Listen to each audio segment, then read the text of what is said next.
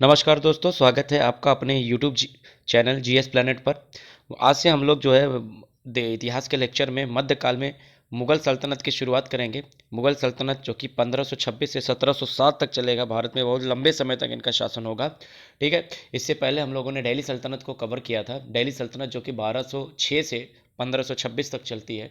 पूरे तरह से तुर्कों का शासन था। उसमें जो है एक के बाद एक गुलाम वंश, खिलजी वंश, तुगलक वंश, सैयद वंश और लोधी वंश ने शासन किया था। उसको हमने खत्म किया। उससे पहले प्राचीन भारत चल रहा था गुप्त काल तक। तो प्राचीन भारत खत्म हुआ। मध्य काल में पहला खंड यानी कि पहला पार्ट जो दिल्ली सल्तनत है वो हमने फिनिश किया। अभी जो है मिडिवल इंडिया में यानी मध्यकाल का दूसरा खंड जो होगा मुगल सल्तनत, उसको कवर करेंगे। तो ठीक है, तो देखते हैं। तो आज हम लोग जो है बाबर और हुमायूं के बारे में पढ़ेंगे। परिचय आज उसका होगा मुगल सल्तनत का। ठीक है। हाँ, तो शुरू करते हैं लेक्चर को। जिन भाइयों ने या जिन लोगों ने जो है अभी तक वीडियो पहली बार देख रहे हैं उनको थोड़ा सा मैं सजेस्ट करूंगा वो प्रीवियस जो भी वीडियोस हैं वो भी देखें। पहले उसको देखें तब इसको देखेंगे तो और बेहतर लगेगा। हालांकि मैं कोशिश करूंगा लिंक करने की सो दैट आपको कोई प्रॉब्लम ना हो। तो देखते हैं। पहला ही मुगल वंश का जो मुगल साम्राज्य है इसका इंट्रोडक्शन देते हैं आपका। ठीक है।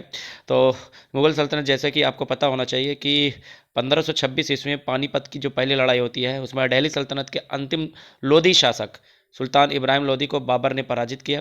बाबर ने पराजित करने के बाद, उन्हें डिफीट करने के बाद मुगल राजवंश की स्थापना दिल्ली पर कब्जा करके कर ली। ठीक है।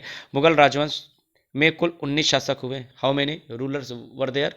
19 शासक हुए, जिनमें से 6 शासक जो कि महान मुगल सम्राट कहलाए। महान का मतलब in the sense nature wise नहीं, वो बड़े शासक कहलाए। काफ़ी प्रभावशाली उन्होंने शासन किया, काफ़ी कंट्रोल के साथ उन्होंने शासन किया। इसके बाद जो शासक हुए मुगल में वो उतना ज़्यादा कंट्रोल अपने आप को नहीं कर पाए जिसका फ़ायदा अंग्रेजों ने उठाया, बाकी अन्य लोकल रूलर्स ने उठाया और इस तरह से मुगल सल्तनत ढह जाती है, डिक्लाइन हो जाती है। तो वो 6 शासक कौन कौन से थे? तो इसमें से कौन होंगे? सबसे पहले होंगे बाबर होंगे। क्या होंगे? कौन होंगे?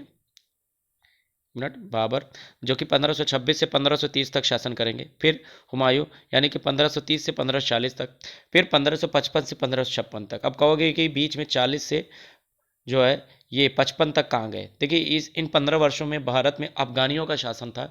अफगानी जो एक सूरी वंश था, शेर शाह सूरी, आप लोगों ने नाम सुना होगा। शेर शाह सूरी और उनके वंशजों ने शासन किया था इन 15 वर्षों में। इस वजह से मुगल थोड़ा सा 15 साल के लिए जो है गैप होगा, मुगल वहाँ पे शासन नहीं कर रहे होंगे। बाबर, हुमायूं, तो हुमायूं 2 किस्तों में शासन करता है एक तरह से देखा जाए। ठीक है। एक 1530 से 1540, फिर 1555 से 1556 तक जब शेर शाह सूरी के वंशजों का अंत होता है। ठीक है। फिर उसके बाद अकबर जो कि गोल्डन पीरियड ऑफ मुगल सल्तनत शुरू होता है। अकबर 1556 से 1605 तक, फिर जहांगीर 1605 से 1627 तक, फिर शाहजहां 1627 से 1658 तक, फिर औरंगजेब। ठीक है। 1658 से लेकर 1707 तक। ठीक है। जिन लोगों को ये दिक्कत होती है याद करना कैसे, तो याद रखना भाजसा। क्या याद रखना है? भाजसा, अपने आप याद हो जाएगा। भाजसा याद रखना है, जैसे भाजपा है वैसे भाजसा। बी से बाबर हो जाएगा, एच से हुमायूं हो जाएगा, ए से अकबर हो जाएगा, जे से जहांगीर पे हो जाएगा, और एस से शाहजहां हो जाएगा, और ए से औरंगजेब। औरंगजेब अंतिम जो है प्रभावशाली शासक था। इसके बाद जो भी बहादुर शाह प्रथम से लेकर बहादुर शाह सेकंड यानी कि बहादुर शाह जफर तक जो भी शासन करेंगे उसमें 13 जो शासक होंगे उतना ज़्यादा इफेक्टिव रूल नहीं कर पाएंगे। ठीक है। उनको हम आगे देखेंगे उत्तर मुगल काल में। ठीक है। तो अभी जो है हम लोग एक एक करके शुरू करेंगे। तो आज पहले हम जो लोग किसके बारे में पढ़ेंगे? हम लोग पढ़ेंगे सबसे पहले आज बाबर के बारे में। किसके बारे में पढ़ेंगे? बाबर के बारे में। ठीक है।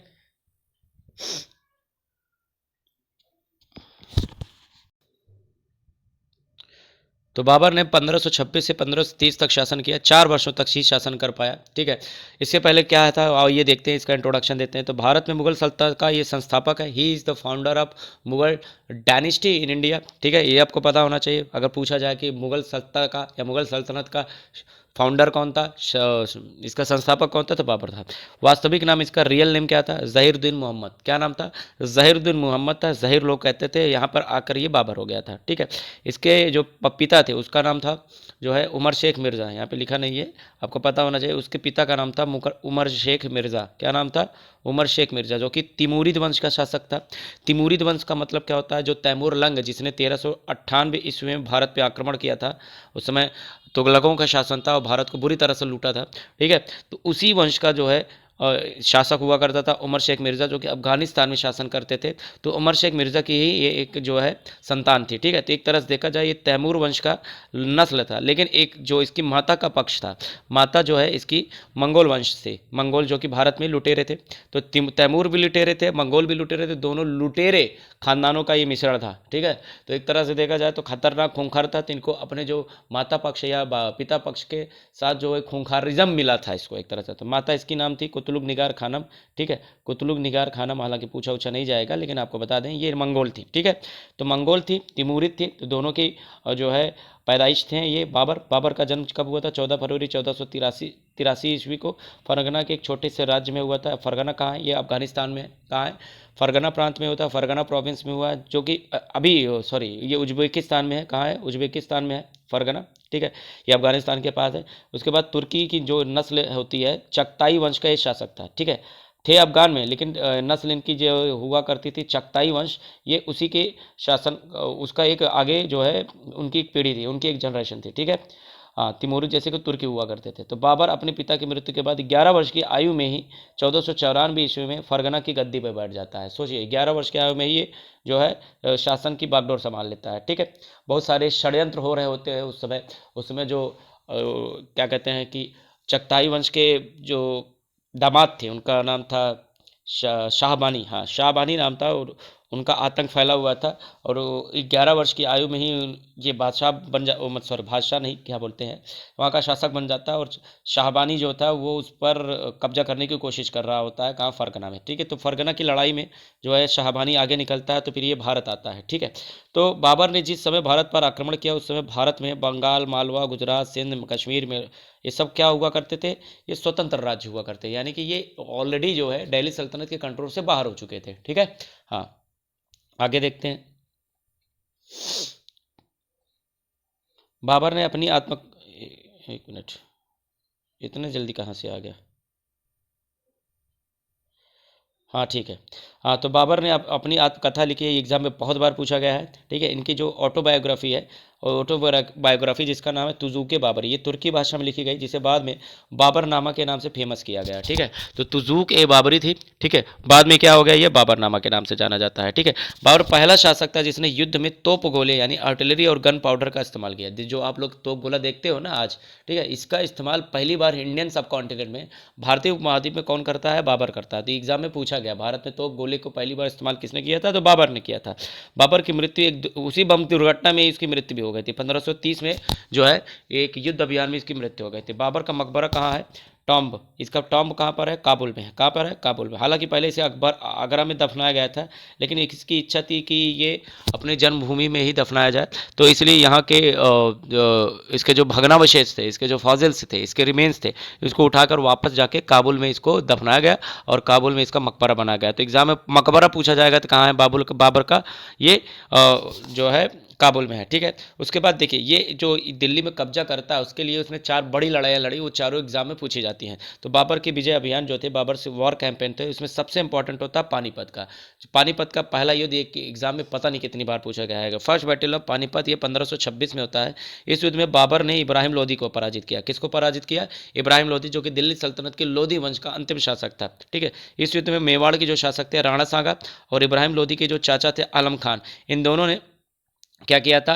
बाबर को इनवाइट किया था। क्या किया था? बाबर को इनवाइट किया था दिल्ली में आक्रमण के लिए, कि आप आइए यहाँ आक्रमण करिए, आक्रमण करने के बाद हम आपको जो है यहाँ पे जो है सहायता करेंगे, और जब यहाँ से आप चले जाएंगे तो हम यहाँ पे शासन कर लेंगे। तो ये पूरा पूरा षड्यंत्र था लोधी वंश के खिलाफ, जो ये राणा सागा और आलम खान का। तो यह बाबर का भारत में पहला आक्रमण था, ठीक है। जैसे ही वो यहाँ पर युद्ध जीतता है, तो यहाँ से लौटने से वो मना कर देता है। यहाँ से जब लौटने से मना हो जाएगा, तो राजपूत शासक राणा सांगा से भी इनके क्या हो जाती है? दुश्मनी हो जाती है, और फिर युद्ध होता है खानवा का युद्ध, बैटल ऑफ खानवा 1527 में होता है। तो अगले साल बाबर और जो है राणा सागा के बीच में युद्ध होता है। राणा सागा जो कि जिसने निमंत्रण दिया था इसको, आइए युद्ध लड़िए, अब उसी से साथ युद्ध होगा। तो यह युद्ध बाबर, मेवाड़ के शासक राणा सागा के बीच हुआ। इस युद्ध में बाबर की विजय हुई। तो बाबर ने राणा सागा को हराकर मेवाड़ पर कब्जा कर लिया।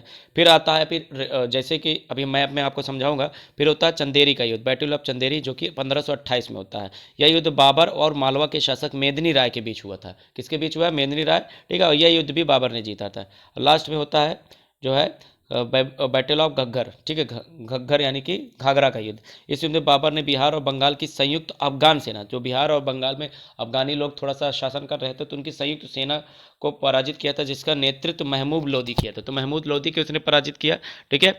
और बंगाल और बिहार में जो मिलकर अफगान लोग शासन कर रहे थे, उनके खिलाफ ये युद्ध जीता था। तो इन युद्धों के पश्चात बाबर का भारत पर अस्थायी रूप से आक्रमण होगा। जो जो चैलेंजेस थे, हमने आपको बताया ना, ये सब क्या थे, आइए मैप में देखते हैं।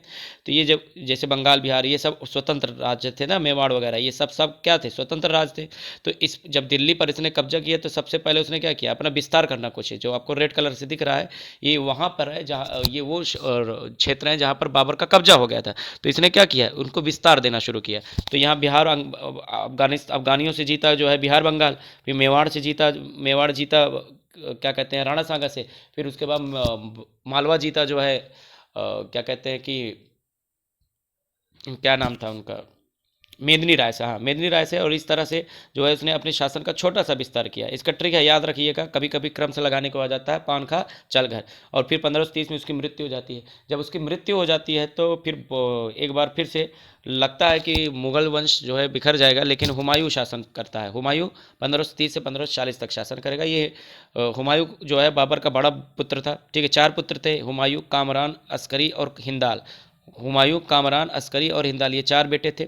चारों बेटों में हुमायूं ने क्या किया? सत्ता बराबर बराबर विभाजित कर दी, ठीक है। जो कि आगे जाके बहुत बड़ा निर्णय ये साबित होगा, बहुत बड़ा भूल साबित होगा, क्योंकि ये जो छोटा सा राज्य है, इसको भी उन्होंने 4 भागों में बांट दिया गया। 4 भागों में जो बांटा गया, हुमायूं जो है इसने अपने पास दिल्ली रखा, ठीक है। अस्करी को संभल राज्य दे दिया, हिंदाल को अलवर यानी राजस्थान का राज्य दे दिया, कामरान को काबुल दिया और कंधार का प्रांत दिया, ठीक है। तो कुल मिलाकर अपना दिल्ली में आ गया। बाकी ऐसे जो है चारों तरफ जो है राज्य को बांट दिया, ठीक है।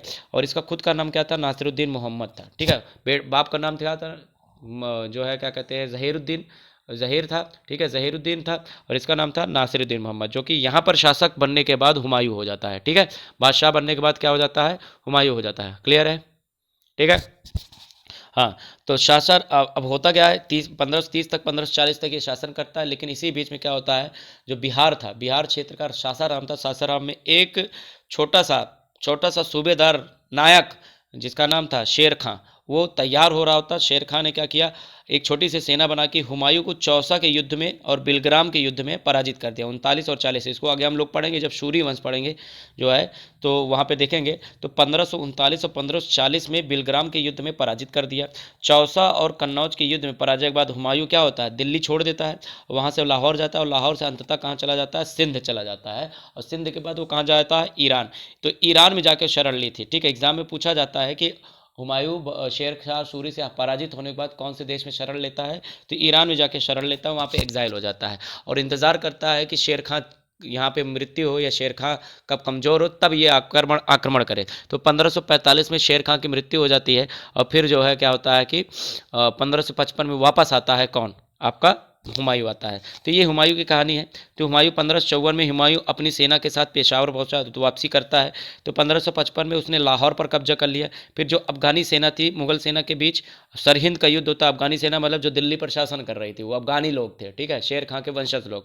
उनके साथ इनका सरहिंद का युद्ध हुआ। सरहिंद युद्ध में जो है उसका जो अफगानों का लीडर था सिकंदर शाह सूर, वो पराजित होता है। और मुगल सेना का नेतृत्व किसने किया था? बैरम खां, जो कि अकबर के संरक्षक भी थे, उनके केयर टेकर थे। तो बैरम खां के द्वारा ये पराजित होते हैं। बैरम खां जो कि हुमायूं का ही नेतृत्व कर रहा था सेना का। तो इस युद्ध में अफगानों की पराजय हुआ और इस तरह से सरहिंद के युद्ध के बाद 1555 में एक बार फिर से दिल्ली के तख्त पर हुमायूं को बैठने का सौभाग्य मिलता है। तो हुमायूं फिर से 1555 से 1556 तक 1 वर्ष के लिए शासन करता है। यहाँ पर उसने दिल्ली पर दीन पनाह बनाया, जहाँ पे बाद में लाल किला हो जाता है, ठीक है। तो दीन पनाह बनाया, वहाँ पे लाइब्रेरी बनाया था, पुस्तकें पढ़ने का शौक था। और उस पुस्तकालय से सीढ़ियों से गिरकर हुमायूं की मृत्यु हो जाती है। जब हुमायूं की मृत्यु हो जाती है तो दिल्ली पर उनकी जो पहली बेगम थी, जिनका नाम था हाजी बेगम, तो हाजी बेगम ने क्या किया था? एक खूबसूरत मकबरा तैयार किया, जिसे ताजमहल का पूर्वगामी भी कहा जाता है। ये एक क्या है, ये प्री स्ट्रक्चर है ताजमहल का। ताजमहल अगर आप देखोगे सेम इसी तरह से, बस अंतर क्या हो जाता है, ताजमहल में यहाँ चार तरफ मीनार है, चारों तरफ मीनार, और ये वाइट मार्बल से बना है और ये रेड सैंडस्टोन से बना है। तो देखने में पूरी तरह से ताजमहल जैसे, इसे दिल्ली का ताजमहल भी या लाल ताजमहल भी कहा जाता है। तो इस तरह से हमने बाबर और हुमायूं को पढ़ा। कल हम लोग पढ़ेंगे शेर खां यानी शेरशाह सूरी को, उसके बाद हम लोग अकबर, फिर जहांगीर, फिर शाहजहां, फिर औरंगजेब। तो इतने को पढ़ लेंगे तो मुगल यहाँ पे समाप्त हो जाएगा। तो आज के लिए इतना ही। पीडीएफ इसका मिल जाएगा आपको डिस्क्रिप्शन में, लिंक दे दूंगा, वहाँ से डाउनलोड कर लीजिएगा। Thank you all, have a great day.